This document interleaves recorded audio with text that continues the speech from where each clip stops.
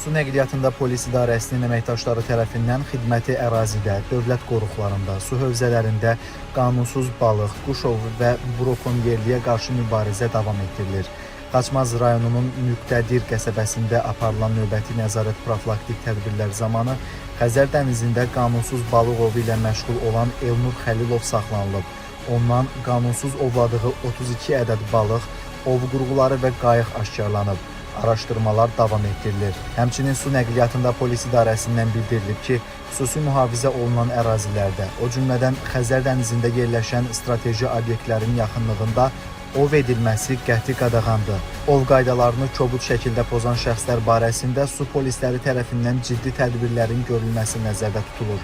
Su polisləri tərəfindən Xəzər dənizinə nəsil artımı üçün buraxılan körpə nərəcinsli balıqların qanunsuz ovlanmasının qarşısını almaq və dənizin dibi ilə çəkilən müxtəlif təyinatlı dəmir boru kəmərlərini, naqilləri oğurlayan şəxslərə qarşı da fasiləsiz mübarizə aparılır.